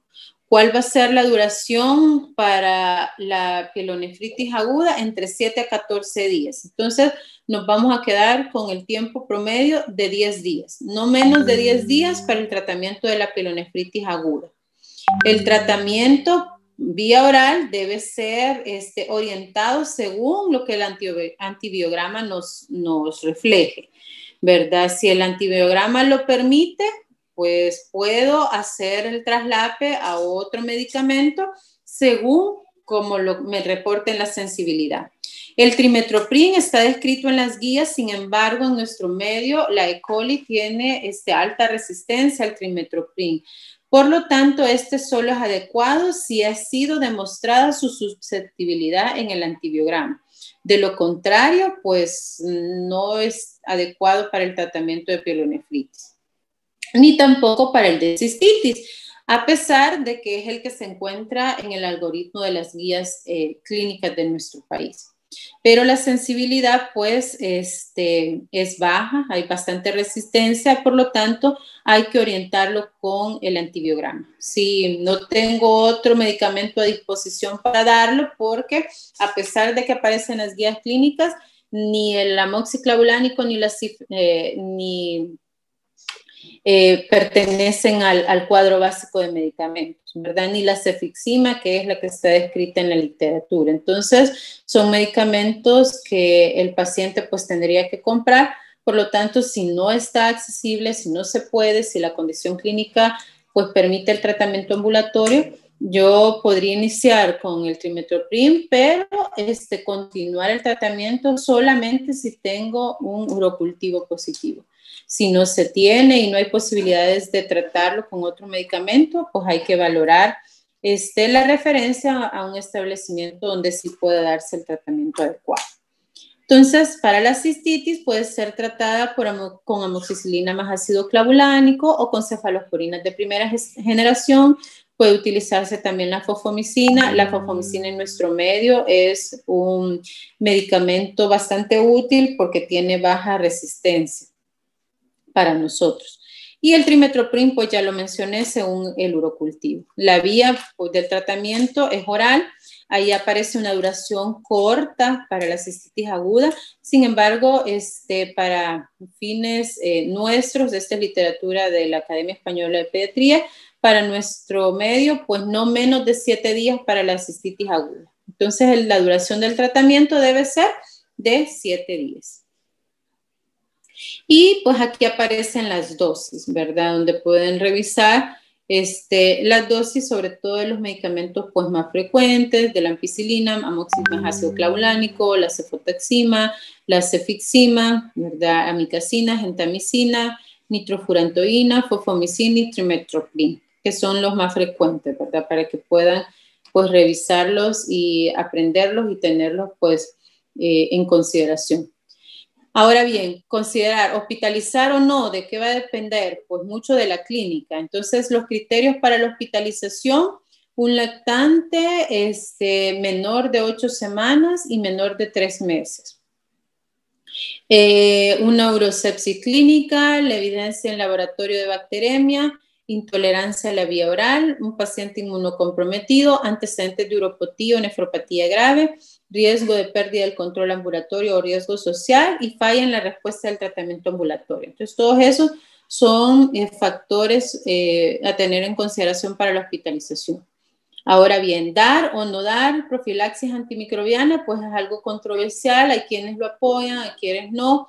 Entre los factores positivos, pues que previene o reduce el número de infecciones del tracto urinario, podría pues prevenir el desarrollo de nuevas cicatrices renales, por lo tanto, principalmente en aquellos pacientes que tienen reflujo vesicoureteral del grado 3 en adelante, y por lo tanto reduce el riesgo de progresión hacia insuficiencia renal crónica. Entonces, esos son los parámetros que apoyan el dar una profilaxis antimicrobiana.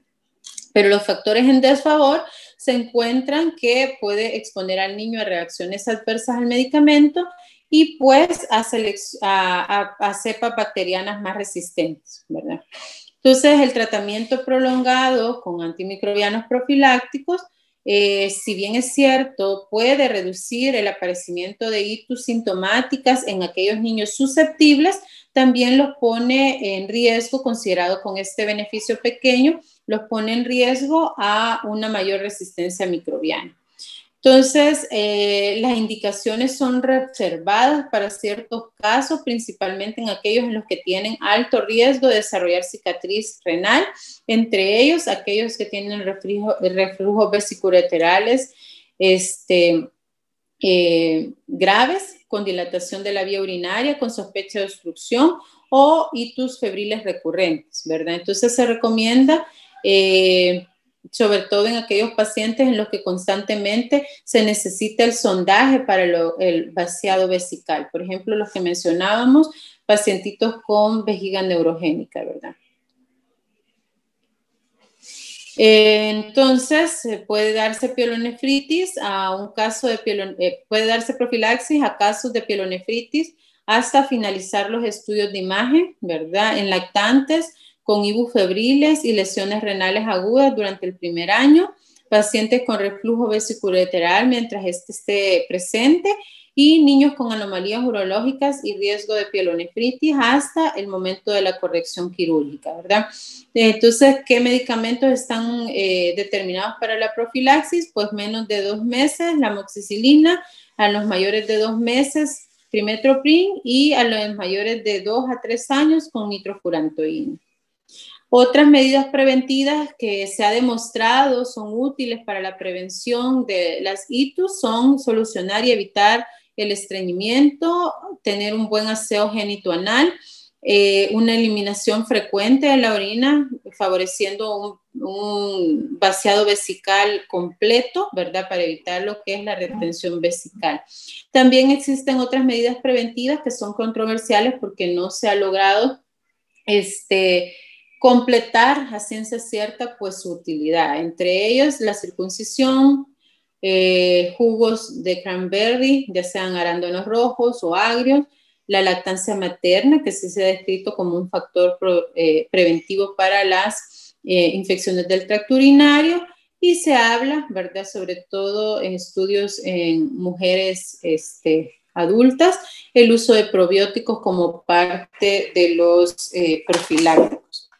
Entre los estudios de imágenes de la vía urinaria es importante tener en cuenta que nos sirve para poder determinar algunas otras condiciones que puedan estar favoreciendo las infecciones de tracto urinario, ya sean anomalías anatómicas o fisiológicas del paciente, ¿verdad? Y por lo tanto, prevenir, más bien identificarlas me ayuda a poder prevenir en alguna medida el daño renal crónico. Entonces, el ultrasonido, tanto renal como vesical, es una de las técnicas pues útiles, frecuentes, accesibles, ¿verdad? Es una técnica en la cual no es un método invasor, no somete al paciente a radiación y es útil porque a través de él se puede valorar el parénquima y el tamaño renal, malformaciones renales congénitas con o sin hidronefrosis, abscesos renales, presencias de litiasis o nefrocalcinosis. Entonces, la valoración es bastante amplia. Por lo tanto, entre las recomendaciones de la Academia Americana de Pediatría está que debe realizarse idealmente en aquellos pacientes que tienen infecciones del tracto urinario febril durante las primeras 48 horas, si se tiene al alcance, ¿verdad?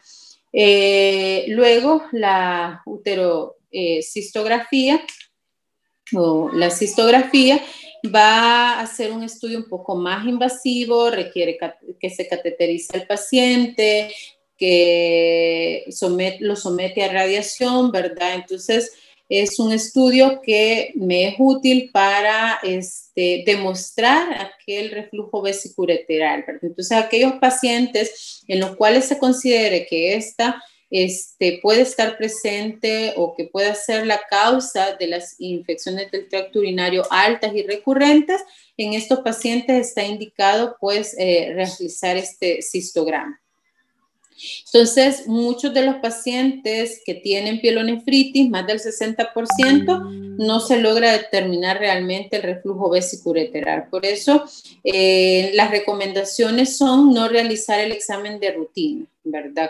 Sino que debe realizarse en aquellos en los que tienen hallazgos que puedan sugerir un reflujo vesicureteral alto, sobre todo aquellos que están asociados a un reflujo vesicureteral arriba, o más bien con infecciones del tracto urinario recurrentes febriles, ¿verdad? O en los que yo sospeche una neuropatía obstructiva, por ejemplo, en los que haya registros de hidronefrosis previas, etcétera. En los que al hacer la ultrasonografía teníamos hallazgos que me podían sugerir cualquiera de estas dos anomalías, ¿verdad?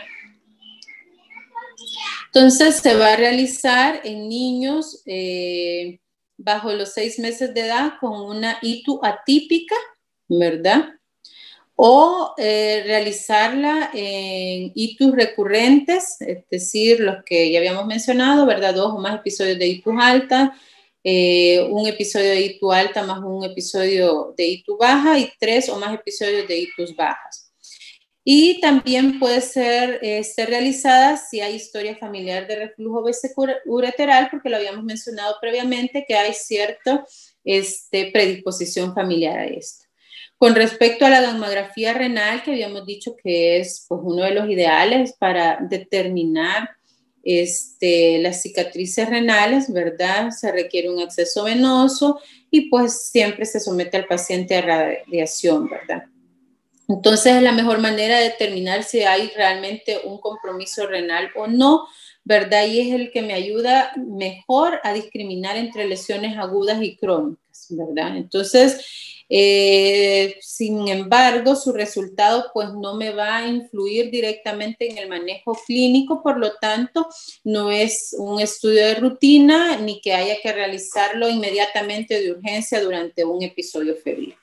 Entonces, hay ciertos parámetros que tienden a sugerir el uso de principalmente en niños abajo de los 3 años de edad, con ITUs graves o atípicas y en toda edad, siempre y cuando hayan ITUs recurrentes, ¿verdad? Esto según las normas británicas. La propuesta es que se realice el estudio imagenológico partiendo de menor a mayor, ¿verdad? Es decir, empezar con una ultrasonografía y si aquí hay anormalidades, entonces en base a ello ir haciendo el resto de estudios, ¿verdad? Si alguno de los exámenes se encuentra alterado, entonces se continúa con el siguiente estudio, ¿verdad? Que podría ser la uterocistografía si encuentro anomalías en la ecografía renal o en la gammagrafía. Entonces, este es el programa de estudios de imágenes recomendados en niños con infecciones del tracto urinario. Esta es la tablita que aparece en Nelson, ¿verdad? La pueden revisar, es la tabla 538.4, en donde podemos ver que según la edad del niño, así van a ser las pruebas a las que pueda someterse y cómo estos pueden irse comportando según el tipo de infección. Entonces, como algoritmo a seguir, ¿verdad? Si es una ITU confirmada y es afebril, ¿verdad? Al paciente sin control de la misión ni eco previa, si fue una ITU atípica, si fue una ITU recurrente, entonces en está indicado hacer estudio. Si no, si fue una ITU afebril y no tiene ninguna de estas condiciones, simplemente se le da el alta. Si al realizar la ecografía renal se encuentra normal, se le da el seguimiento clínico. Si se encuentra alterada, pues se necesitan pruebas de función renal en orina y valorar otros estudios de imagen.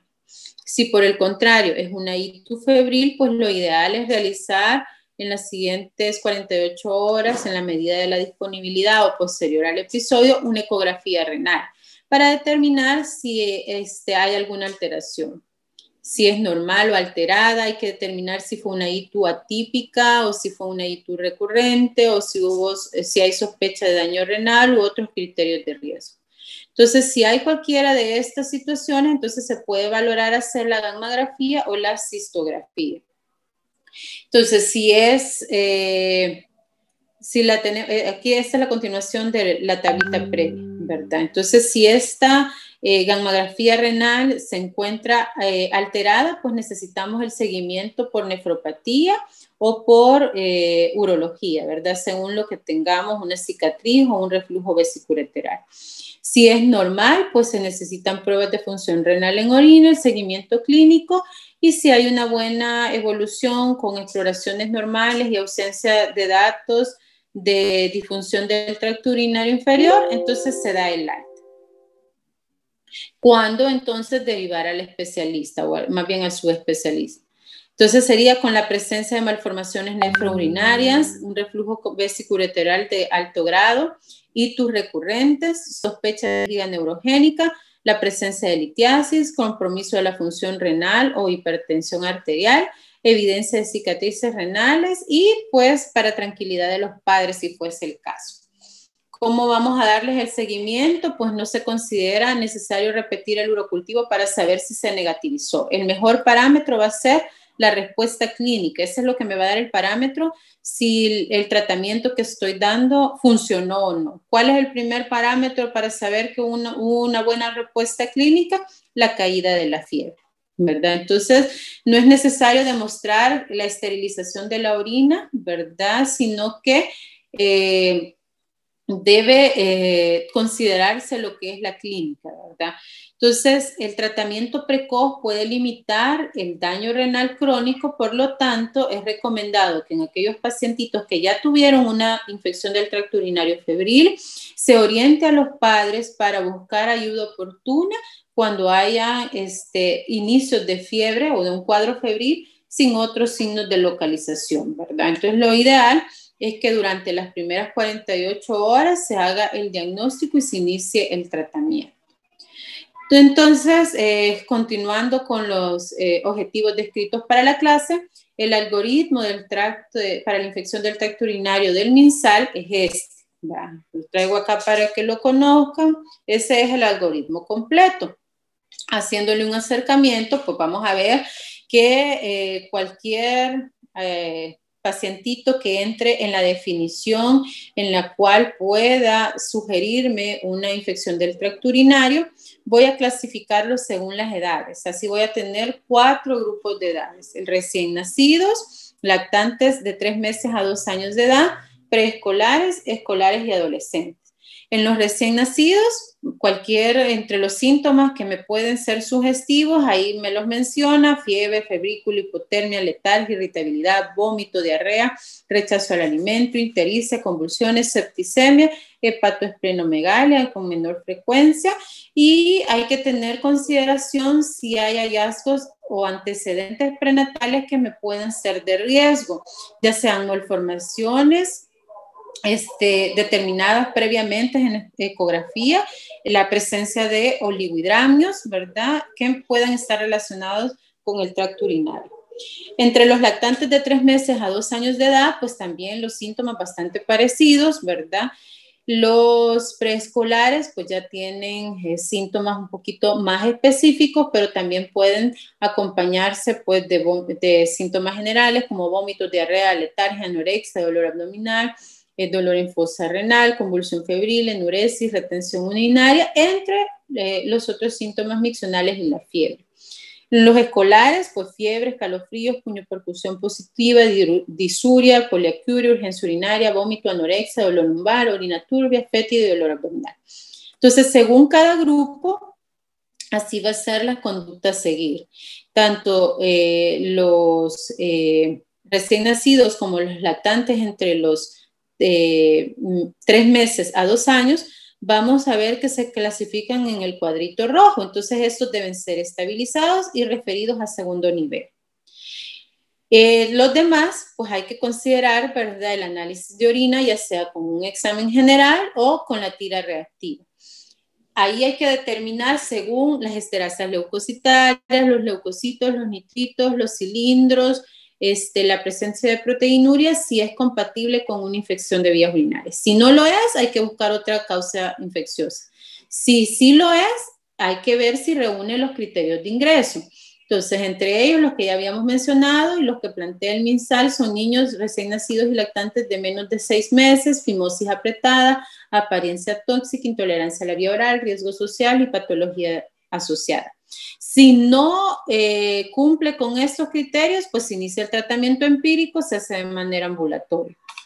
Si reúne los criterios, pues se refiere al segundo nivel, ¿verdad? Y hay que considerar, ellos aquí mencionan, como el tratamiento según la edad para los menores de 3 meses, ampicilina más un aminoglucósido o cefalosporinas de tercera generación. O sea, sería ampicilina más un aminoglucósido o ampicilina más la cefalosporina, que para este caso sería cefotaxina.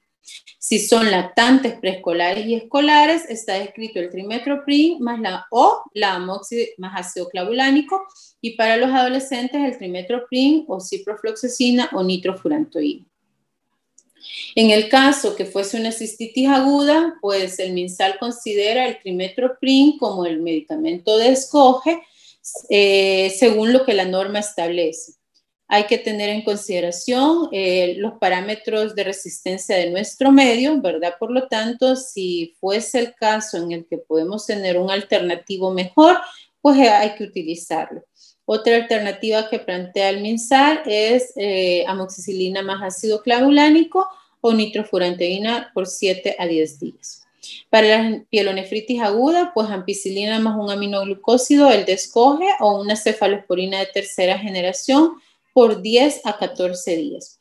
Por lo tanto, para cistitis aguda, lo menos de tratamiento son 7 días y para pielonefritis, lo menos de tratamiento son 10 días.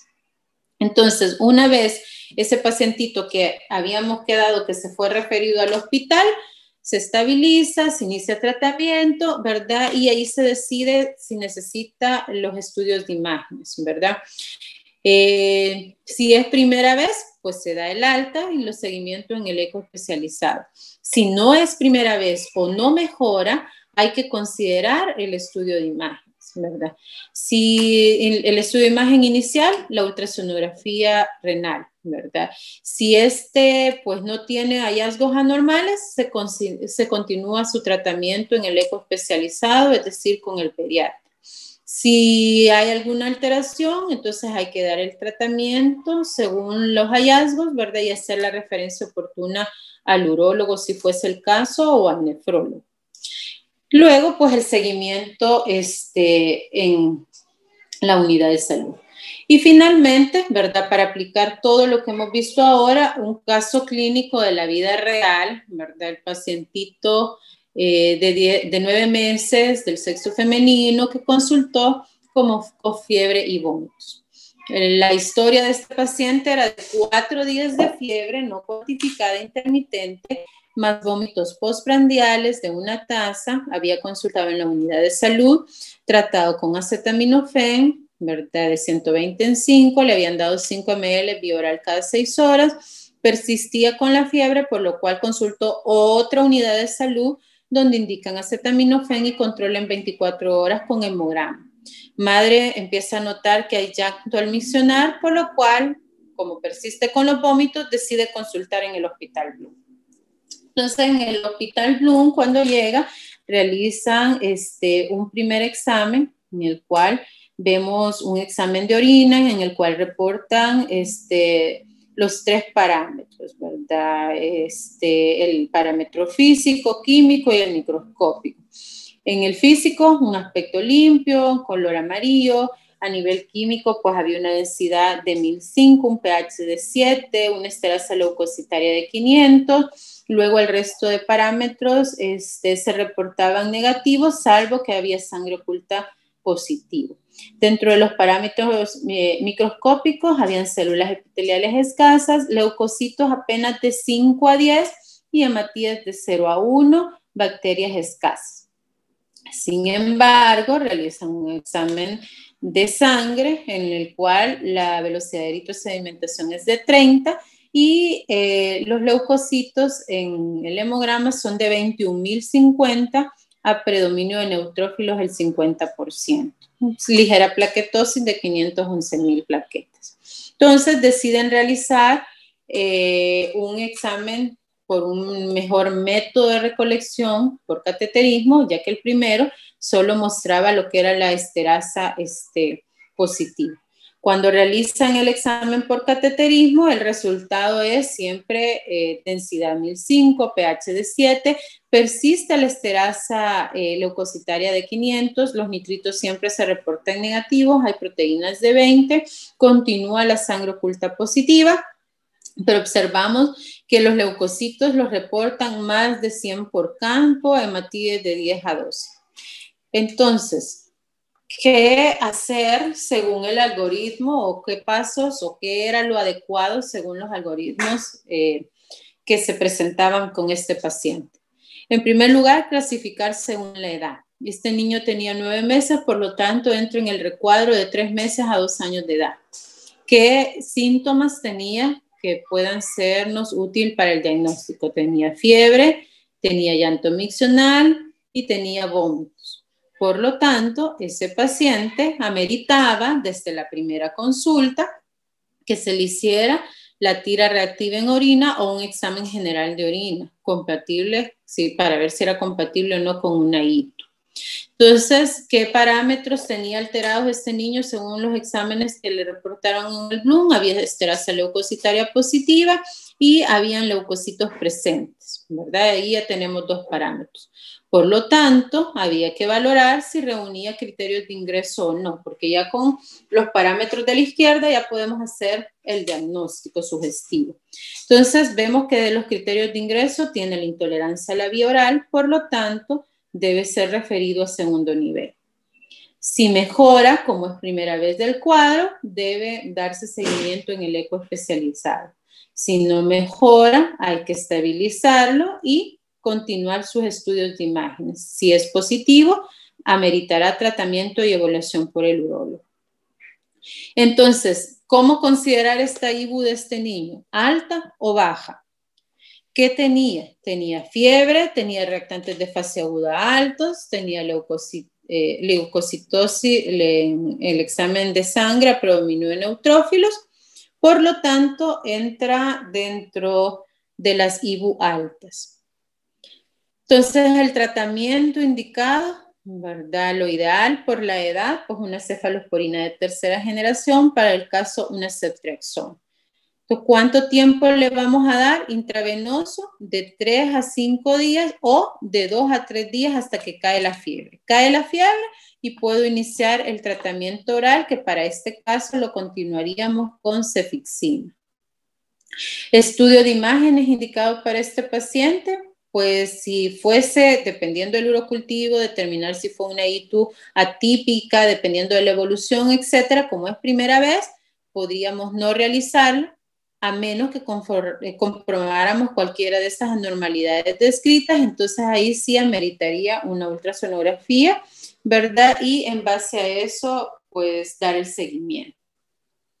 Ok, esto era lo que les traía para el día de ahora. Esta es la bibliografía, ¿verdad?